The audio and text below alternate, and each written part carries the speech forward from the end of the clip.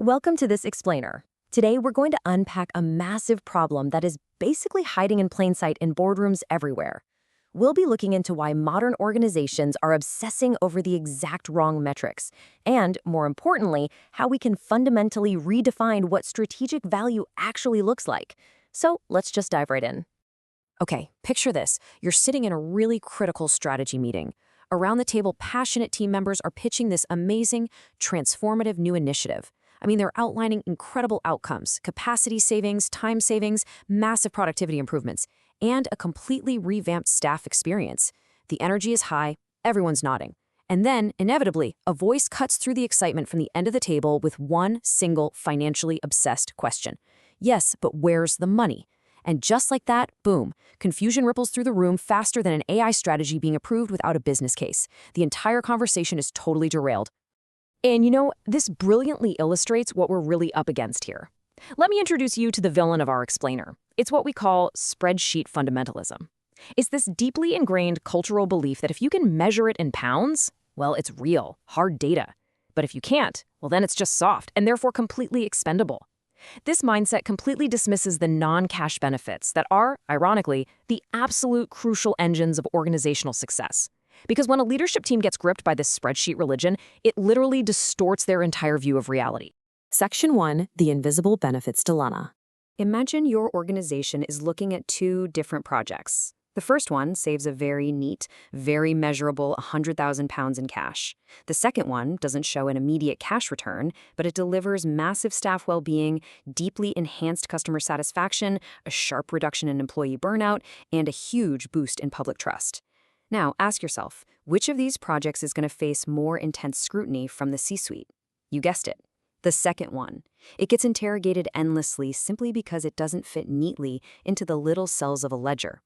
We instinctively trust that £100,000 because it's visible, even though the irony is that those non-cash benefits from the second project are likely worth vastly more to the actual survival of the organization. The absolute elephant in the room here is exactly this list: staff morale, public confidence, customer loyalty, service quality, employee and knowledge retention, innovation capability, organizational resilience. To a spreadsheet fundamentalist, all of these are basically invisible. But every successful CEO, director general, or permanent secretary knows a secret. Organizational success is almost entirely non-cash. Imagine standing up in front of a board and saying, "Great news, everyone. We hit our cash-saving target for the quarter." The bad news is we lost half our workforce, customer satisfaction plummeted to zero, and public trust has completely vanished. That meeting is not going to end well, is it?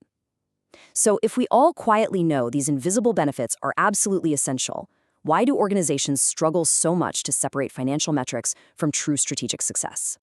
That brings us to Section 2, cost versus real value. So we have this fundamental tendency to confuse two very different concepts. Cost pertains to consumption. It's what you use up. Value, on the other hand, pertains to creation. It's what you generate. Successful organizations grasp this distinction fiercely.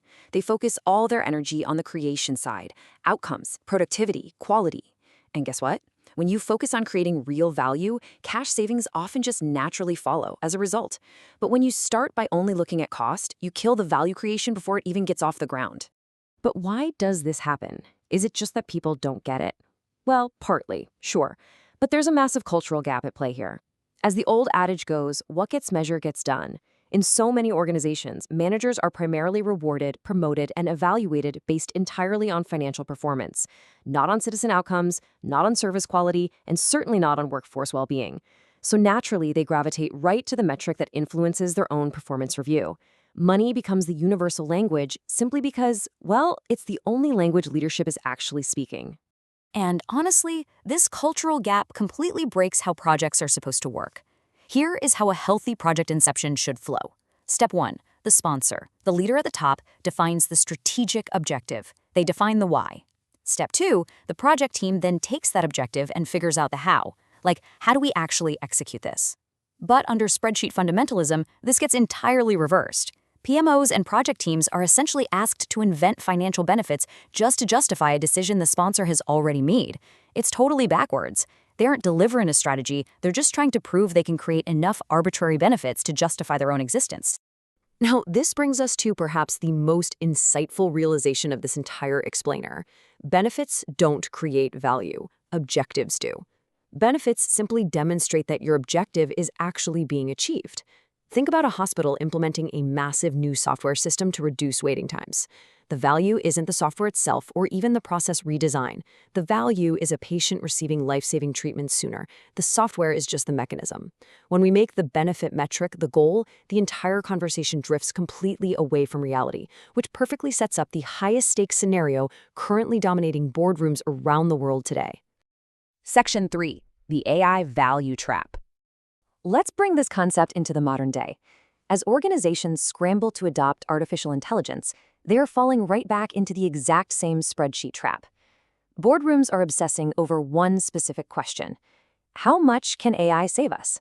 They're frantically looking for immediate cash-releasing benefits. But that is entirely the wrong question. The real question, the strategic question, should be, what value does AI create?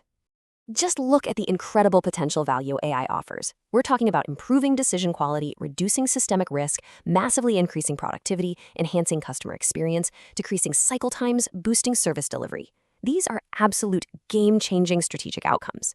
But here's the catch. Buying AI just because it's fashionable or to tick a box on a ledger is exactly like buying a gym membership just because you like the logo on the keycard.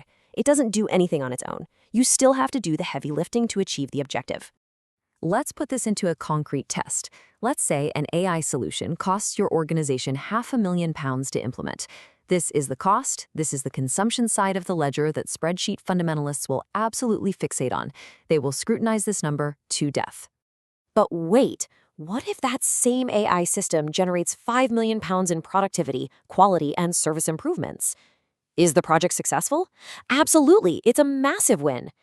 But the tragic reality is that so many organizations are so blinded by the spreadsheet that they'll prioritize a hypothetical £500,000 cash saving over a guaranteed £5 million of created strategic value.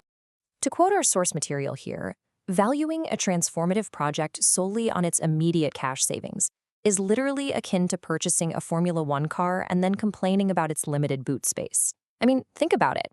You have a machine capable of world-class performance, but you're angry you can't fit your groceries in the back. You are completely missing the massive capabilities of the project because you're obsessively looking at the wrong metric. So how do we fix this? Well, it requires shifting the responsibility away from the PMOs, away from the spreadsheets, and putting it squarely back where it actually belongs. Section 4, Leadership and the Why. At the end of the day, a mature organization doesn't start with a spreadsheet.